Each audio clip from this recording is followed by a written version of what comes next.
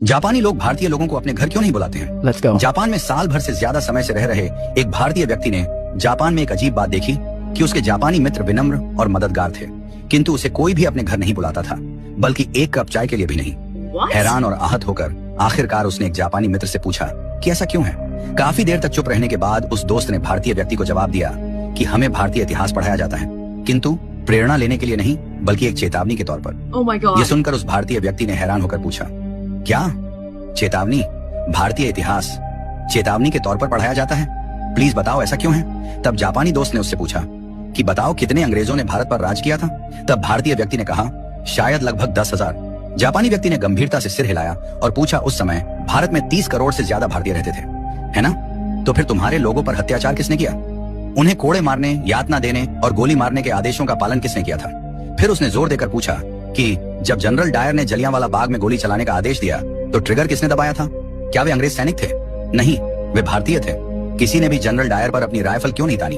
एक ने भी नहीं। फिर उसने कहा तुम जिस गुलामी की बात करते हो ना, यही तुम्हारी असली गुलामी थी, शरीर की नहीं, आत्मा की। वह भारतीय व्यक्ति जडवत, मौन और शर्मिंदा खड़ा सुनता रहा। जापानी मित्र ने आगे कहा चलो बताओ मध्य एशिया से कितने मुगल आए थे? शायद कुछ हजार, और फिर भी उन्होंने सदियों तक तुम पर राज किया। मुगलों ने अपने संख्या बल से भारत में शासन नहीं किया, बल्कि तुम्हारे अपने लोगों ने सिर झुकाकर मुगलों को सलाम किया, अपने लोगों से द्रोह किया और मुगलों की वफादारी की, या तो जिंदा रहने के लिए या फिर चांदी के सिक्कों के लिए। तुम्हारे अपने ही लोगों ने अपना धर्म परिवर्तन कर लिया, अपनी बहन बेटी मुगलों से ब्याह दी। तुम्हारे ही लोगों ने तुम्हारे नायकों को अंग्रेजों को सौंप दिया। बताओ चंद्रशेखर आजाद के साथ विश्वासघात किसने किया था? वे अल्फ्रेड पार्क में छुपे हैं। ये खबर अंग्रेजों को किसने दी थी? भगत सिंह को, उस समय के बड़े राजनेता जो अंग्रेजों से अपनी बातें मनवा सकते थे, उनकी अनुमति के बिना फांसी पर चढ़ाना आसान था क्या? जो कि खुद को देशभक्त कहते थे।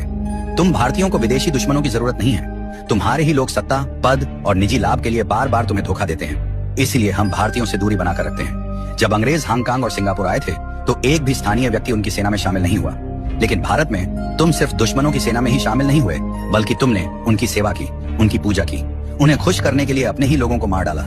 यही नहीं, तुम भारतीय तो आज भी नहीं बदले हो। तुमने इतिहास से कोई सबक नहीं लिया है। आज भी थोड़ी सी मुफ्त की बिजली, एक बोतल शराब, एक कंबल दे दो और तुम्हारा वोट, तुम्हारा जमीर, तुम्हारी आवाज सब बिना सोचे समझे तुम बेच देते हो। तुम्हारी वफादारी तुम्हारे देश के साथ नहीं, बल्कि तुम्हारे पेट के साथ है। तुम नारे लगाते हो, तुम विरोध प्रदर्शन करते हो, लेकिन जब देश को तुम्हारे बलिदान की जरूरत पड़ती है तब तुम कहाँ होते हो? तुम्हारी